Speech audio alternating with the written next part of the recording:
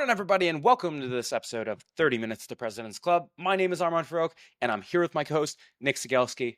And folks, this is an episode that is very near and dear to my heart. It is possibly the best demo episode we have ever done. And it comes from someone that actually worked on my team back at the Pave Days. Rob Friedland was previously the field CTO over at Sisense. He then joined me when I was the VP of sales at Pave to run all of solutions architecture, where he started as a sales engineer. He led that entire team, and then he also managed all of solutions architecture for pre and post sales. And now he is the go-to-market execution lead over at Squint. Nick, why should people listen? So in this episode, you should expect to learn from Rob why you should ignore what is on your screen and why you should not be explaining what you are showing. He'll also talk about how you can craft the story of the impact that your product has, and he'll give you a framework for how to do that. And we'll give some great examples, some ridiculous ones about how you might demo a chapstick holder, and then we got into some real ones around stuff like analytics, dashboards, integrations, etc.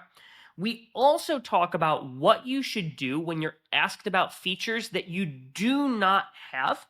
And we also get into the details on how you can think about breaking your one demo into 15 mini demos and then assign those mini demos different value stories. So if you are looking to up level the product demonstrations that you are showing as a way to improve your close rate, this is one to listen to. And folks, Rob is the single best sales engineer I have worked with in my life. So I hope you enjoy this one. And a 3, 2, 1, let's roll. All right, Rob, welcome to the show. We start every single episode with your top 3 actionable takeaways. So let's get your 3. Number 1 is demo the why. So whenever you're selling a product, the business outcomes that product drives are more important than how it drives those outcomes. So you need to be talking to those outcomes and telling stories throughout your demo. So that looks like a demo flow that starts with the bad outcome. That's the status quo without your product. So that sounds like most people end up buying way more chapstick than they actually ever use. Then you tell the story in that status quo and how that happens. So you buy a chapstick, you use it for a week or two, falls out of your pocket, you buy a new one. Then next week, same thing happens, and you just keep buying chapstick after chapstick because you're losing them. Then you go into the product feature. This is the thing that changes the game, but the focus is still on the story. We make sure that you won't ever lose your chapstick because we got a chain that hooks it to your pants. You don't talk about what the chain's made of, you talk about what it does. You don't lose it anymore. Then you tell a story when somebody has your product and how it's changed for them. Instead of losing the chapstick forever, when it falls out of your pocket, it's still on the chain. You just grab it and put it right back in. Then you tell the good outcome. This is what happens when you use your product. Now you go from buying 20 chapsticks a year to buying 4 because you never lost one. Well, now I know what I'm getting Armand for his birthday next year. What's number 2? Number 2 is forget the screen. Now, it's really easy when you're sharing the screen to get lost in the screen yourself and start describing all the product features and all the clicks. But that's a mistake. You gotta keep it anchored to your prospect's business outcomes. And if you do this well, your demo will be so consistent with their outcomes and so unreliant on the screen itself that you can actually do it sitting on an airplane or on the bus next to somebody without your laptop. And what that looks like is instead of saying, if you click on this share button, you can select who the document is shared with, to saying everybody on your team is going to know exactly where every deal's at because you can share the document with them. Round us out, Rob. What's number 3?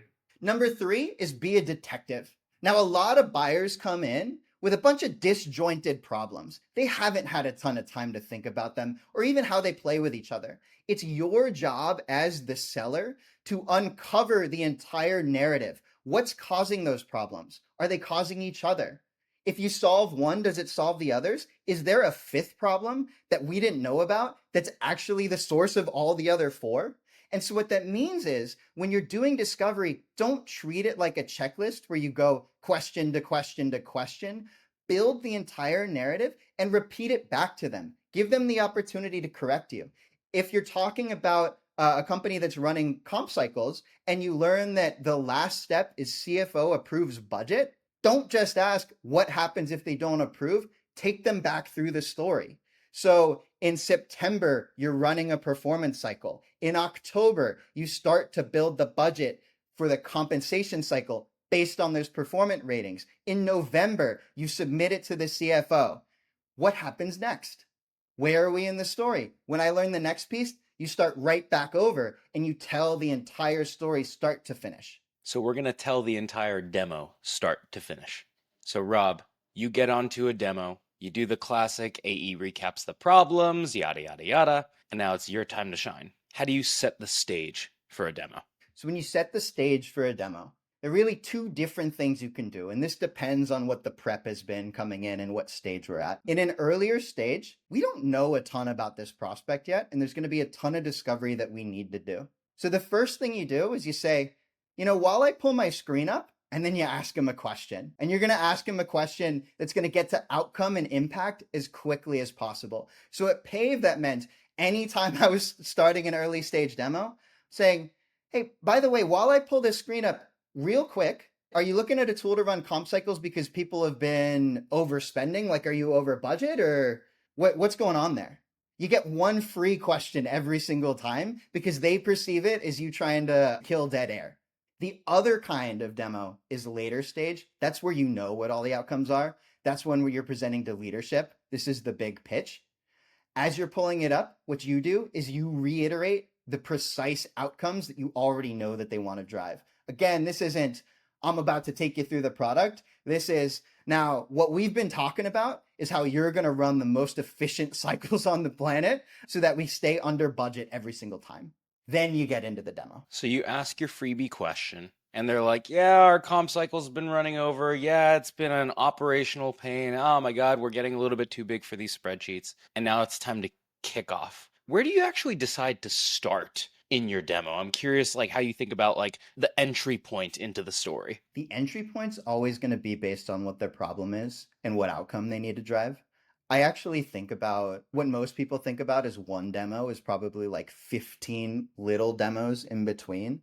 So it's on you to pick that right entry point. So if somebody tells me that people are making mistakes, then what we'll start with is, here's how we're going to make sure that they don't make mistakes. And those are going to be different features than if they tell me that they have a problem with budget planning. And those are going to be different features than if they tell me they have a problem with single source of truth. So let's do an example here. And I want to go back to that initial framework that you gave on demoing the why. So pick any example feature starting point in a demo. Could you give us an example of what a crappy version would sound like? And then what a better version would sound like when you're demoing something? As you know, one of the things at the top of the Pave compensation planner is your budget. So it tracks what's the denominator, how much do you have to spend? And then while you make decisions, it starts adding it up and it tells you if you're over or under. The bad way to demo that is to say, budgets are at the top. The denominator here is how much you've allocated. The numerator is how much the planner has spent. I'll show you if you scroll down, I can enter a number. We're going to take them over budget. And now the color of the bar is going to go from green to red. That's the bad way. That's just describing the feature. The good way is to talk about planners. They generally want to make good decisions. They don't want to go over budget. When they go over budget, it's because they didn't know what the budget was and they didn't know how much they were spending. So what we do is we make it obvious. We put it in their face. Have you gone over or are you still good?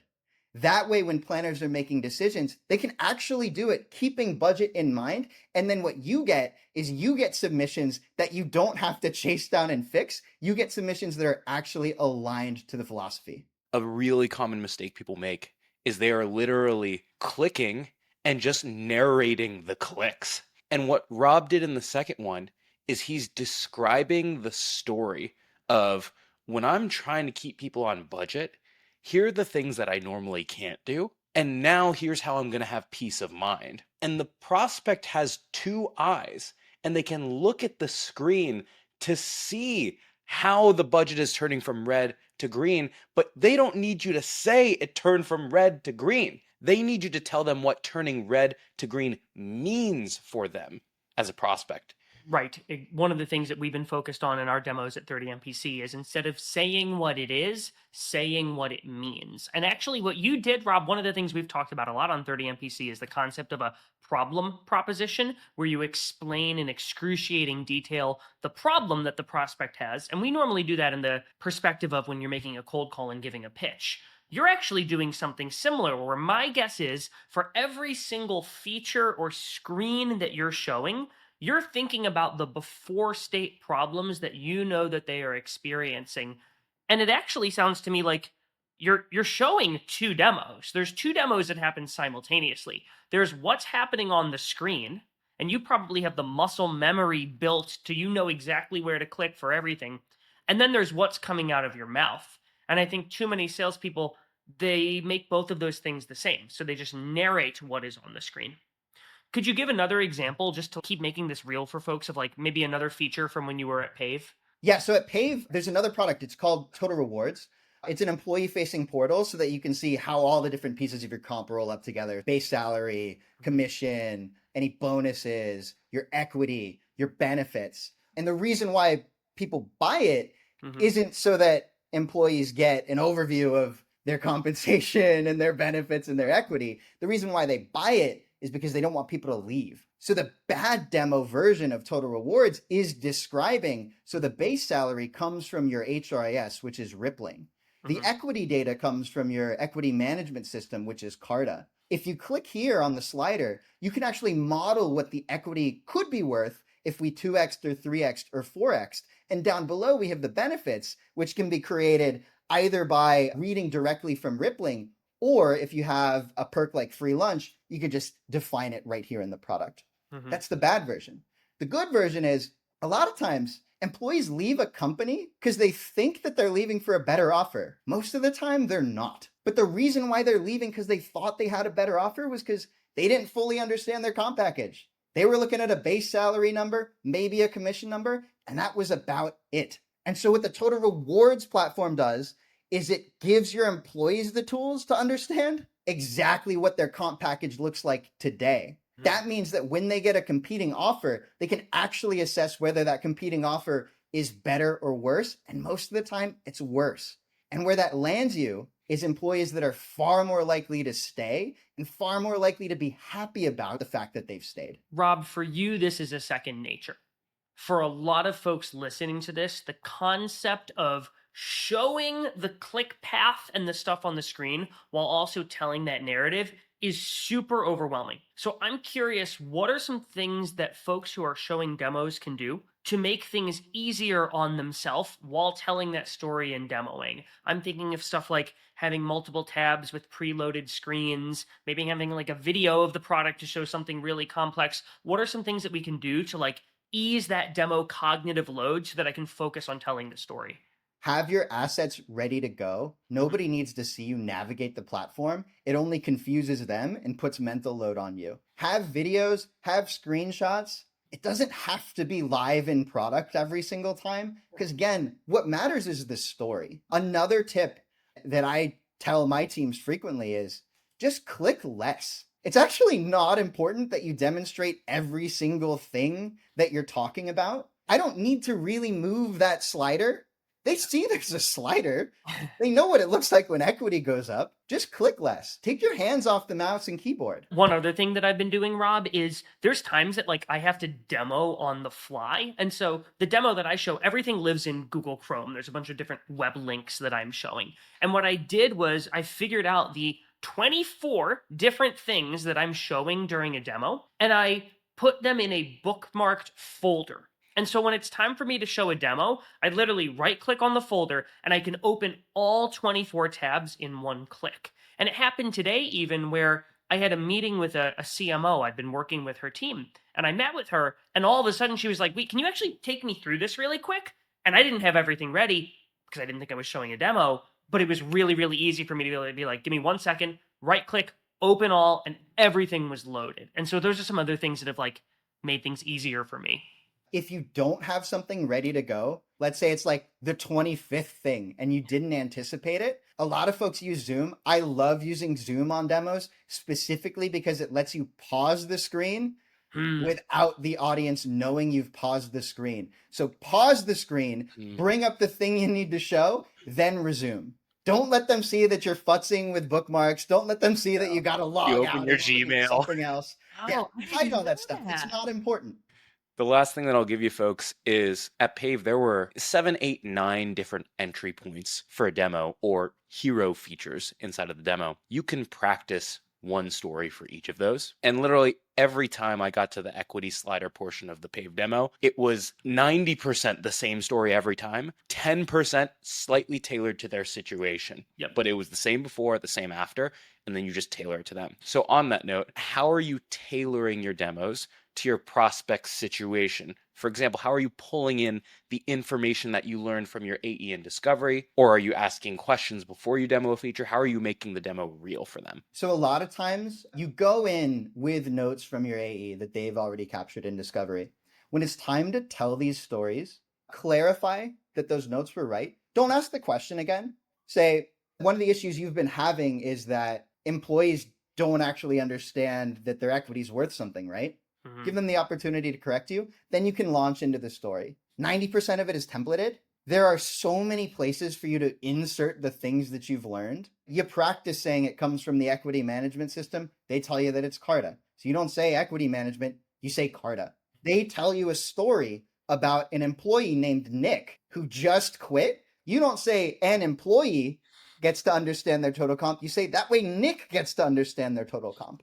Some of the other things that you can do, this one is if you have a prospect who's not giving you very much as you're doing this discovery, you can actually say less and pull those details out from them. Don't actually tell the full story, as in if we've got that 5-point thing, bad outcome, bad story, game-changing feature, good story, good outcome, just speak to the outcomes. They're going to ask you for those middle details, but in order to ask you, they have to give you their story. All right, so we've talked about a lot of the things that you are showing and the way that you're explaining the meaning behind what you're showing. Obviously, you don't show every element of your platform or whatever you sell during a demo. Are there certain things that you always omit or choose not to show during a demo? There are typically 2 areas here. Number 1 is setup. You don't need to show what it's like to get started for the first time. It only happens once. Number 2 is any background configurations, behind the scenes stuff. How do you manage users? How do you manage permissions? That stuff is both super boring and it's also very standard across all SaaS platforms. Yeah. If you get questions in a demo about how you manage permissions, again, tell the story. Yeah, it's super important when you're working with comp that you don't give everybody in the company access to everybody's comp. We have permissions. They're really robust. They let you define who sees what. You don't need to show anything there. Just answer the question with the outcome that we drive. A pro tip that I have for everybody here is, as you think about, Rob, I really liked the language that you shared earlier about when you're showing a demo, it's not one demo, it's 15 mini demos, because there's different features and elements and pieces of the demo that you're showing, and those 15 come together to tell the bigger, broader narrative. What really has helped me when I first started showing demos, and I still show our 30 MPC, both sponsorship and our Club Pass demos, is for each individual piece of what I'm showing, on my own, I'm spending some time and I'm thinking, what are the 3 value points I want somebody to walk away from for this thing? So for the roles and permissions piece that you just shared, I need to think through what are the 3 things I need somebody to walk away knowing, and then I can really succinctly go boom, boom, boom, and move on. Versus a lot of folks get flustered and they end up sharing 3 paragraphs worth, and it's too much for the buyer, and it actually makes it seem more complex than it actually is when it's really quite simple. That's actually a really good framework, and how I tend to think about it is across those 15 mini demos, there's still 3 main things, not 3 for each, 3 in total that you need to make sure that your buyer walks away understanding. And so you need to hit those as often as possible, and you need to steer clear of anything else as much as you can. Roles and permissions, I can't think of a single product where that's in my top 3. So Rob, on the note of things you don't show, you also cannot show features that don't exist, unfortunately. And we sold in the early stages together. A lot of times we would get a prospect who would jump onto the call. They would love the compensation planner. And they'd be like, hey, you got all this compensation data. You know, one of the things that's really important to us in a compensation planner is we want to have robust compensation analytics or reporting. How do you handle that when you know it's a feature gap? When you get hit with a question that ultimately leads to a gap, is won during discovery. You can't win it in that moment. And without good discovery, it's going to be really, really tough to get out of there. But you should already understand the narrative. You should understand where the problems are. And then what you can do is you can ask them why. If you're asking me about analytics, what are you hoping to analyze there? And they'll tell you, and 9 times out of 10, it's not something that's directly relevant to the problems that they're setting out to solve in your product. It might be a tangential problem, but what you'll uncover is that it's a different tool's failing, not your own, that they're trying to solve. My HRIS is really, really bad at reporting what people's t-shirt size is. That's an HRIS problem. We're thinking about comp here. What I'm hearing from you, there's this concept that we've talked about before, which is understand the question behind the question, which is oftentimes when somebody asks you a question, do you do X, do you do Y, you understand, well, what are they really asking there? What I'm sort of hearing from you is like a variant on that, which is like the intent behind the ask. When they ask for a feature, you're hoping to understand what do they want to do with that. And frankly, that applies whether or not you have that feature. This would happen all the time when we sold ERP software to law firms is folks would be like, well, do you have analytics dashboards? And the bad thing to do would be like, yeah, we do. Let me pull them up. You can look at attorney comp. You can look at different profitability by client, by matter, boom, boom, boom. And then we're like, oh, well, we were actually hoping to see this over here. And so before demoing anything, you have to understand, why are they asking about that thing at all? Because that helps you more nuanced understand, how do I show it? How do I not show it? And explain why I'm not showing it? Or how do I tell them we don't have it at all, but that's actually a good thing? There are 3 routes you can take someone if you don't do the thing they want. Route number 1 is what Rob described, which is you can say like, hey, like there's a different way to solve that problem. Where, for example, at Pave, people would be like, oh, I want to do all my reporting. And we would say like, oh, you could go do all your reporting in your HRIS. Or this happens with sales tech a lot, where like if I had a parallel dialer, like sure, it would be nice to report on, I don't know, connect rates, dial volume, all that stuff inside of the parallel dialer. But if all that data is getting pushed back to the CRM, isn't it just better for me to report on that inside of my Salesforce dashboard with everything else? So that's the first place, is you push them to a different place and you say that's not the right place to be doing this. The second is you make it clear that it's an intentional product decision to protect them. So for example, many people don't know that it was a very intentional decision for Asana to only allow you to have 1 owner per task. And a lot of times there's a reason that you don't want to let your prospects monkey around with the design of your product and do whatever they want, because it ruins a lot of the fundamental principles of what makes good looking design, or in Asana's case, what makes 1 person on the hook for a task. And then the final bucket is if you don't have it, then you can either say, hey, this isn't the vision of where our company is going, or you can say it's on the roadmap. But usually you can catch most people in buckets 1 or 2. Well, Rob, the clock is ticking, and we got to move to the final question. Final question is this. We've talked about a ton of great demo best practices. I'm going to ask you about a worst practice. So the last question is, what's one bad habit that you see most salespeople or SEs demonstrate that you think they need to break when they're demoing because it hurts them more than it helps? Everything that they do in the demo is colored by this fear that they're going to be exposed as not actually being the expert. That's what leads to oversharing. That's what leads to showing somebody every last click. The reality is the best demoers don't know everything about the product. The best demoers can jump into a product, use it for 10 minutes, and then deliver a really, really compelling demo. Steve Jobs didn't know how the iPhone worked, right? Like he wasn't designing the chips. He was telling you what the iPhone was going to do for you. You got to think of yourself as that way. You don't have to have every single answer. Dude, phenomenal freaking episode. Thank you for joining us, Rob. Everybody stick around for a 60-second recap coming up soon. Alrighty, folks, it is time for a 2x2 recap from this episode with Rob Friedland. What do you have for your 2? So number 1 is when you're showing a demo, you should not be showing what it is and saying what it is. You should be showing what it is and saying what it means. Your talk track when showing the demo is different than narrating what is on the screen. Number 2 is stop thinking about your demo as one big demo and instead break out the 15 or 25 different screens or features or elements of what you're showing in that story.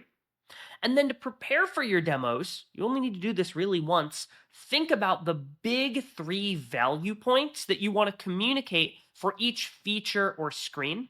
And this will help you tell a demo that hits with more resonance while also not overwhelming them with monologues that restate the same point again and again and again. Number 3, the easiest way to have a demo snooze fest is you start with the permissions. If someone is asking, how do I make sure someone doesn't have access to all of our comp data? Don't show them the permissions. Show them the end outcome where the manager only sees this many employees versus the director sees that many employees. And then lastly, number 4, Rob's demo framework was as follows. Bad outcome. People end up buying way more chapstick than they actually use. Customer story. You buy a chapstick, use it for a week or two, falls out of your pocket, you lose it with more than 3/4 of the stick left. Happens all the time. Product feature.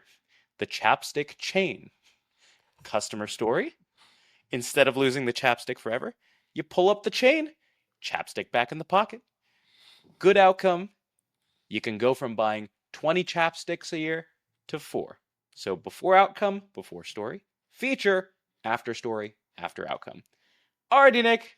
How can people help us out here? We talk about best practices for nailing a demo, but if you don't set your big team demo up properly, you are dead in the water no matter how much you prepared for it. And there's a very, very specific way that you should be kicking off those big team demos. And you are in luck because 30MPC put together what we call the big team demo deck and big team demo guide, which will help you when you are demoing to stakeholders you've not yet met with, who usually are those folks that are going to scrutinize you the most. So there's a link in the show notes to go get that big team demo deck framework. Check it out. It will help you with your demos, and we'll see you next week on the show.